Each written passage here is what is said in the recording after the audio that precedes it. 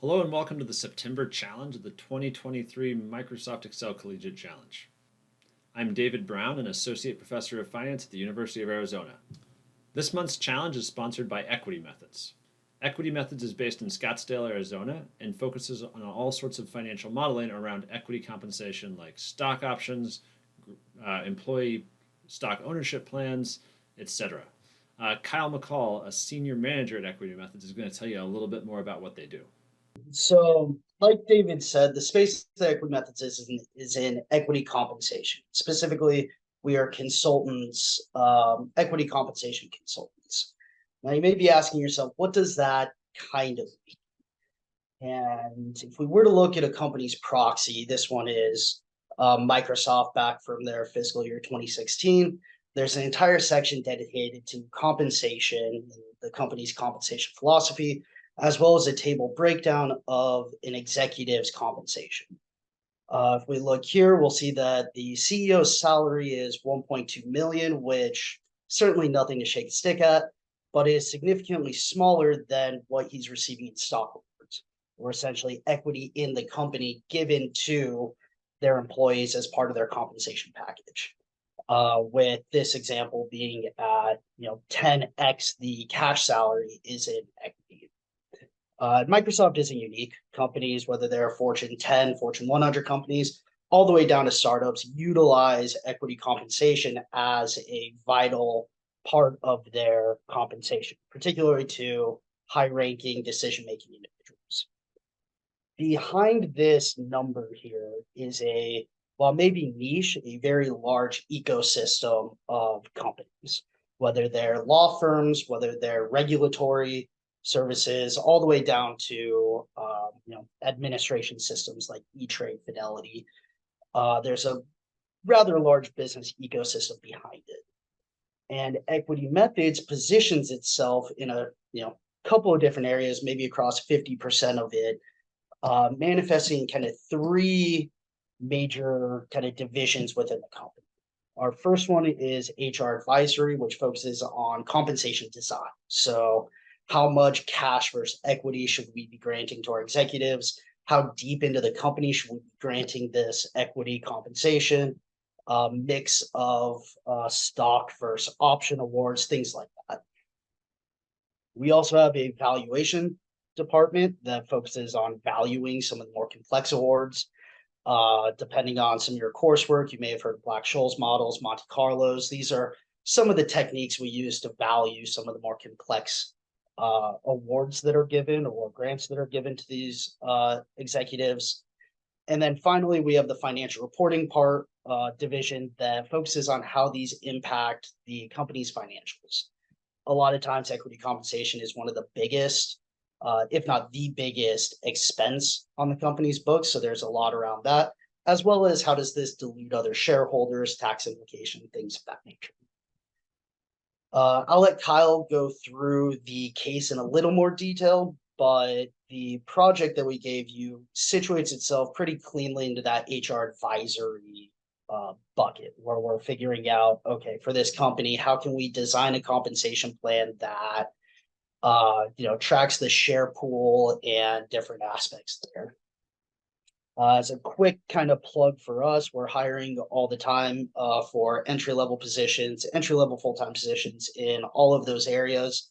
If what we talk about today, if the case that you work through is interesting, I would encourage everybody to go and apply. You're welcome to apply to one, two, even all three of these, and we can kind of figure out where you're best kind of situated to go. So would highly encourage you to go there, as well as our externship. This is maybe situated a little more in the financial reporting area, but you can think of it like a 2-day crash course. We bring you in, teach you some of the technology we use, even beyond Excel, teach you some of the theory of what we do, show you the types of problems we solve, how we solve those problems, and it just gives you a good insight to see if Equity Methods would be a good fit for you.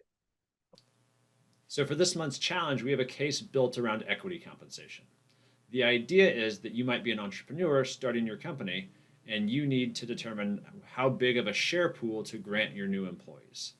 These employees are going to get both salary and some equity compensation. You need to figure out how much you can pay your employees and how long your cash will last based on what mix of cash compensation versus equity compensation you give them. So let's get right into the model. So the first thing we're going to do in the model is just run through some very basic concepts. The first is, how much is your shares worth? Right? If we have a company value of $1 million and shares outstanding of 1,000, well, if we want to just get our value per share, let's just take the company value divided by the shares outstanding. Right? These are just a couple of preliminary things to make sure we're all on the same page. Now, if you then go issue 200 shares out to your employees, well, that's going to dilute the value of each share. And so to calculate that, we can take the initial shares outstanding and add that to the shares issued. So we issued 200 new shares. We now have 1,200 outstanding. And as a result, the value per share has to go down. So we take that same million divided by more shares now, and each share is now worth less. Instead of being worth 1,000, they're now worth $833.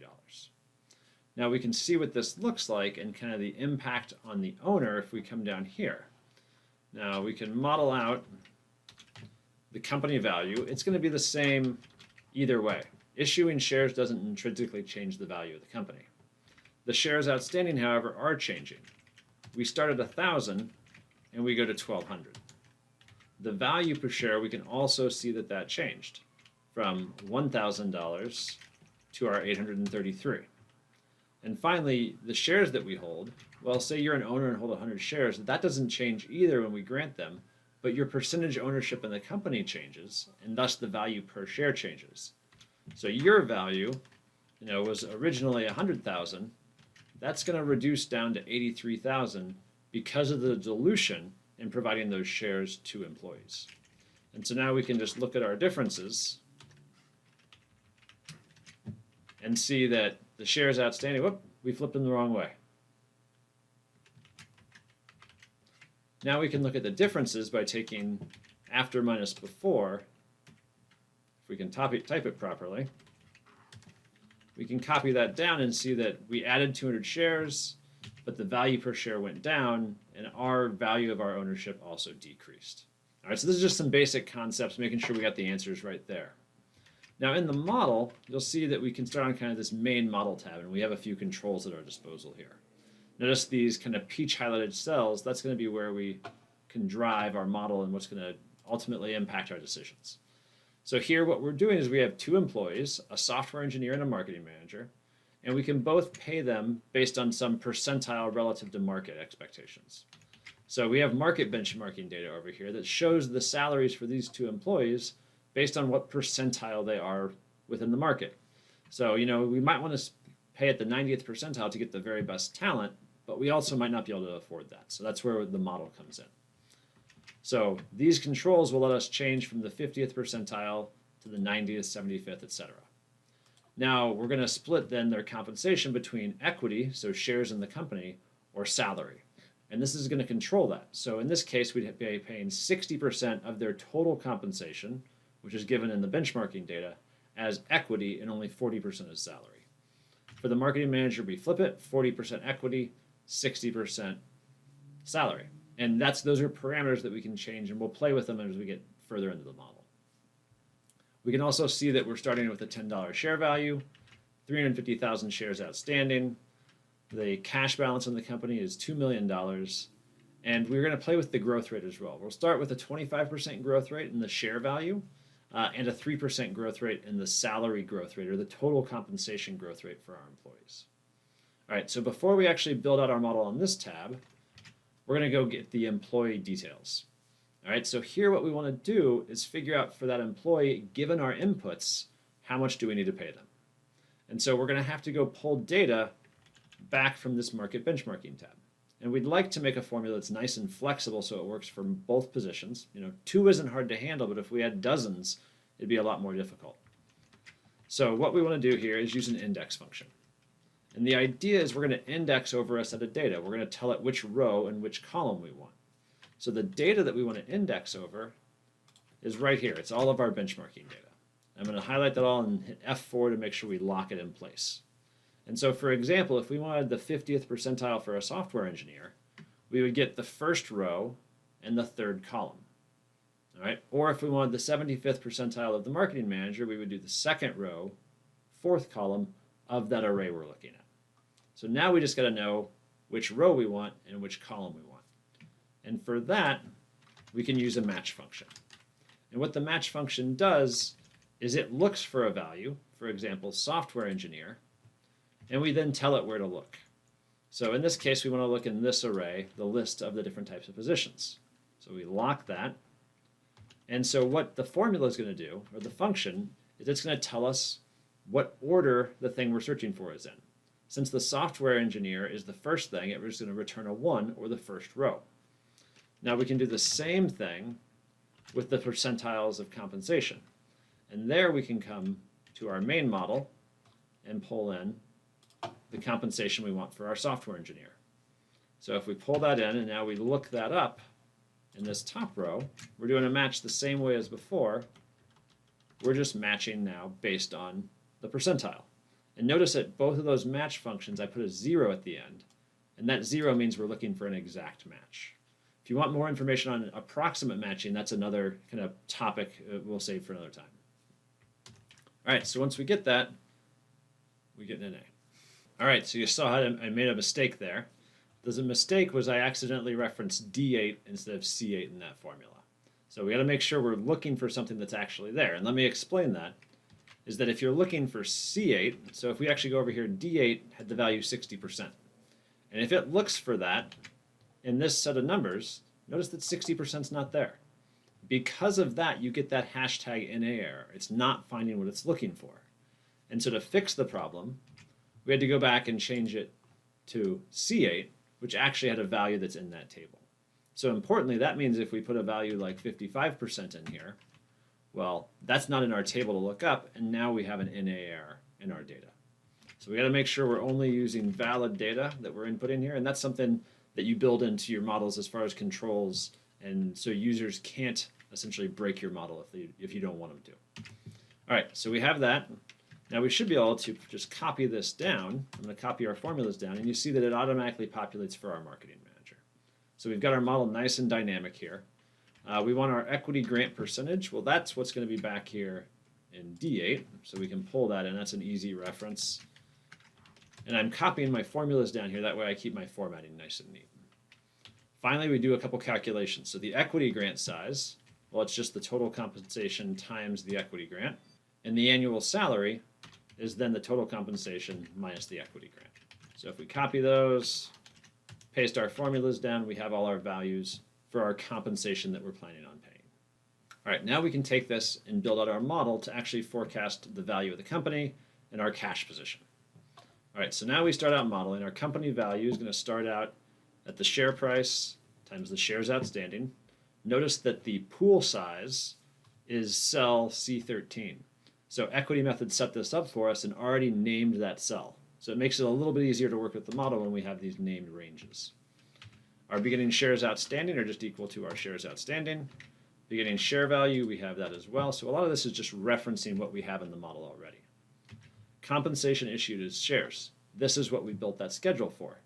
Now we can do our sum function, go over here and sum up that equity compensation piece. All right, so we know we're going to pay $161,000 in equity that year.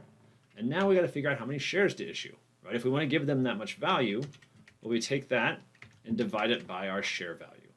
So that means 16,180 shares need to be issued. Now, total shares outstanding at the end then is just simply that added to what we started with. And our ending share value now, just like we did before in the prior exercise, is we take the value of the company and divide by the new shares outstanding. So you can see our share price has gone from $10 down to $9.56. Now, what does that do to the owner? All right, well, the owner has 350,000 shares. So we take that divided by the new shares outstanding. Now, instead of owning 100% of the company, they own about 96% of the company. And the value of that then is that percentage times the value of the company. All right, so they have 3.3 million of net worth now in the company. Now, as we model forward, we want to get years 2, 3, 4, and 5. So the company value, well, it's just going to be the prior value, and it's going to grow. And here again, we have some nice named ranges here. So we're going to use the CAGR of the stock. It's going to grow at 25% per year. All right, and again, that's based on this parameter here, and we can change that to 0 and then take that growth away. For now, let's leave that at 25. Now the beginning shares outstanding, that's just the same as last year's ending shares outstanding. So let's make that link. And now the beginning share value. This is a little different, right? We have shares outstanding. We have new company value because company value's grown. So we can take company value divided by our shares outstanding. And now we see our share price has gone up. And that's presumably because the company is doing well and it's going to be worth more money in the future. Now for our compensation, this is going to change a little bit. It's not just that 161,000. We have to account again for growth, right? And in this case, it's the COGR of the award size, or the salary growth is what we're going to use in this case. So we grow that at 3% per year. And now we can copy over a lot of our formulas. Shares issued, we can copy that over. Ending shares outstanding, we can copy that formula over. And just basically across, we can now copy these formulas right across. And now, since we have this whole set up, now we can copy that all the way across to get our ending value and essentially how much the company is worth at the end of the day. All right, let's finish this up before we go check our answers. So the last thing we want to do is track our cash. So we get our starting cash balance. Now we're going to pay our salary compensation, so we need to go pull that from our other tab. Here we got our salary data. And our ending cash balance in a period is then what we start with, minus our cash compensation, minus other cash expenses. And now we have 1.6 million at the end of the first year. Now to build the next year, well, let's just link back. Starting cash balance equals previous ending cash balance. Cash compensation, well, we want that to grow at our same growth rate we had before for the award size. 3% is what it's growing. And now we can copy over again all of our formulas. And we have our check values in our model. That way we can go and make sure we're getting the right thing. So let's just go take a look at that. They're over here in the case questions. But now we can start mapping what we have. So here we have our 117,000. We see that right over here. All right. We see the 67,000 for the marketing manager's salary. Let's go make sure that's right. There it is. And what I'm going to do here is I'm going to do Control-C to copy this. And on the answer tab, I'm going to hit Alt-ES for edit paste special, and then L pastes a link. So it pastes that cell reference in there for me. That way, if the model changes, the answer is going to change as well. All right, and now we see that we have a number of other values lined up. Let's just check this last one, 297,162. If we go look at that, we see have our cash balance of 297,162. So we know we're getting the model right. We also see that the total company value at the start of year 5 is 8.5 million. Let's check that out. 8.5 million. So it looks like everything checks out. Our model is working. And so rather than going through and linking all this, let's go look at the other questions, because this is where the model really starts to get useful and we can use it to answer some actual business relevant questions. All right, so in our first question here, question 3, it's asking us to use 50th percentile compensation and 50% equity compensation, and then calculate what percentage of the company the founder will own after 5 years, assuming we get no share ownership growth or share value growth. So let's go ahead and look at that. Now we're going to manipulate our model. So we want 50% and 50th percentiles. We want 0% growth. And when we do that in our model, we can see that the owner is going to have 79.6% and a value of 2.787 million. All right, so again, if we want to look at our answers over here, we can copy that over to get both the owner percentage and the value. So let's copy our percentage. And here I'm actually going to paste values, Alt-ESV, because that's going to allow me to capture this, because the model is going to keep changing, and we want to keep the answers the same. So we don't want to capture the formulas necessarily, because we know those are going to change. So let's capture it like that. All right, now it's going to ask, what if the stock price goes 25% annually? So we can go back to our model, change our growth rate from 0 to 25%, and now we see 85.9% is the ownership. Let's make sure we get back here. So we see the owner gets to keep a lot more of the company when the value of the company goes up. And also the general value of the company is much higher as well. Right? So 25% growth for that many years is clearly going to give you a lot of value. All right, if we instead have it falling, well, in that case, the owner's still having to pay people with equity, but the equity is becoming less valuable, so they're going to end up owning much less of the company. So let's see how that works. If we again change our input, minus 25%, now we see the owner only owns 65% of the company, and it's only worth about $700,000. All right, so big swings based on how these assumptions go in. And we'll copy these over. That way we have the answers, and you guys can check them at home, make sure your answers are matching up. All right, so we see that effect that as the company does better, the owner gets to keep more of it. Now for the next question, we can look at how big the equity compensation can be to make our cash balance be positive. So let's actually see if we have a problem here. So if we put everything back to 0, to get kind of to our base case, we do see that we have a hole here, negative $341,000. So one way to fix that is to pay our software engineer with more equity. So we'd like this number to be 0, but we want to determine how much equity we have to do to get that. So as just a quick check, let's just see, what if we pay him 100% equity? So no salary. Okay, good. Then we have some cash at the end of the day. Most people aren't going to be okay with 100% equity and no salary. So now what we can do is let's go into our data tab and do a goal seek. All right, so goal seek is going to allow us to set that ending cash balance cell equal to 0 by changing any cell we want. In this case, we're interested in the total compensation, or sorry, the equity percentage of compensation. So we say OK, and the computer is going to solve this for us. Essentially, there's a numerical optimization process in Excel, and it sees that 83% is the right compensation amount for equity in this case. So we can type in our 83%. All right, so let's set this back to where we were. Moving on to our next question. So in this question, we're going to try to grow high growth. So we're going to do 75th percentile compensation and 25% growth per year. And we're going to see how the cash balance changes and the company ownership changes as we change the percentile for both roles. All right, so let's build this out. We're going to use a data table to do this one. All right, so what we need to do is set this up properly, and we'll hopefully get our formatting as well. But so let's change our main model. So we're going to do 75th percentile, and we're going to vary this equity comp, but we can only vary one cell. So I'm going to set the marketing managers equal to the software engineers. So no matter what change we make here, we'll make for both of them. All right, so we'll put 50% back in. And the two things that we want to capture are, first, the cash balance. So we have that cell over here. So if we come over, we have our cash balance. It's negative in this case, and we can make that a cash balance. And then we also have the owner's equity ownership percent. So let's go get that from our main model. So there we get that number. Let's make it a percentage. Make it a little bit bigger so we can see the decimals as well. All right, so now we can run our data table.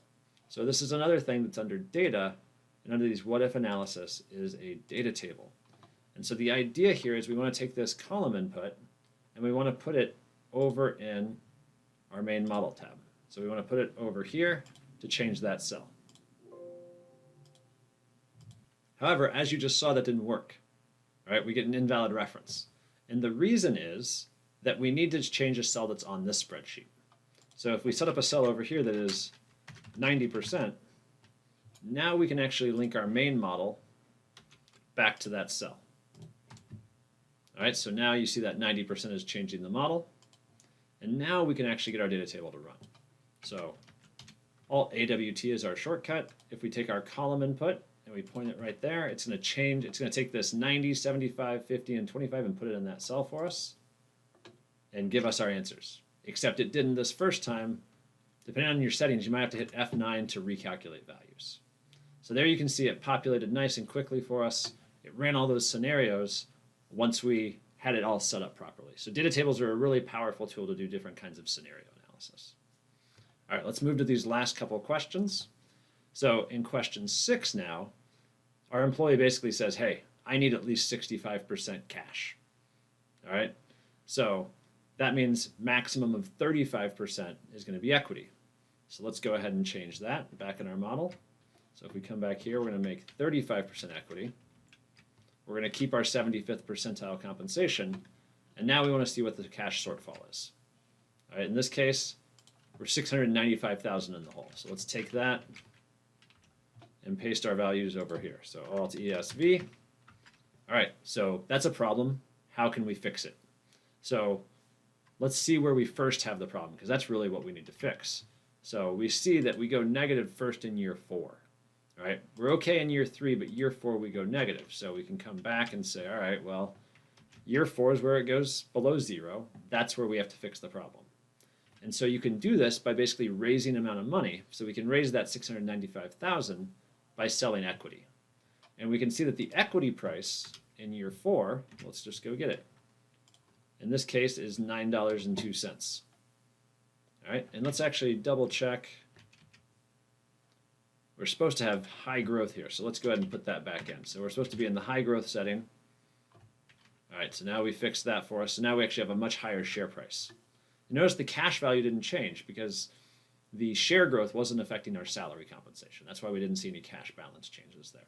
All right, so we know if we need to raise that much money and the shares are that price, so we can take negative of the dollar amount divided by the price per share, and that tells us we need to raise 38,696 shares is what we need to sell. So if we do that, now we can see what happens to the owner's equity in this case. So how do we do that? Well, we take this number, 38,696, and we add it into the model. Notice that a lot of these changes are in a sense breaking the model, right? We're changing it, so you really have to keep track of that when you're doing it.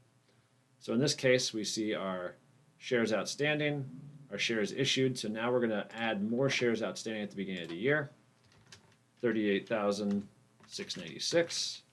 And we saw what happened to the ownership percentage. And I can Control Z to undo, but you see it went from 88.9% down to 80.7.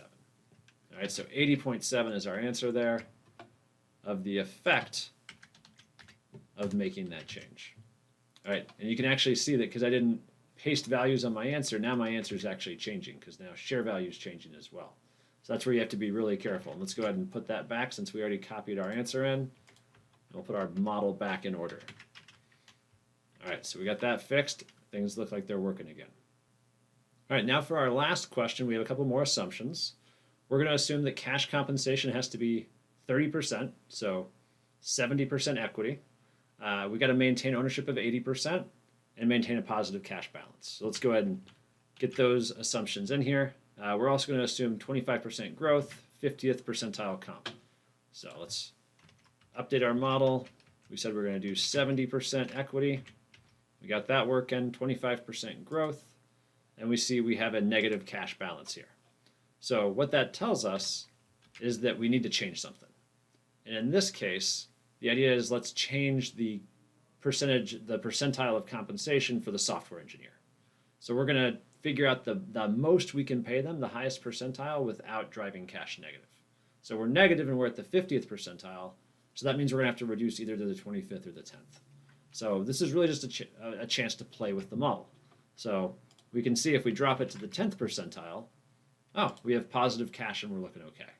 If instead we put it at the 25th percentile, oh, we're still okay, right? So we have positive cash if we do the 25th.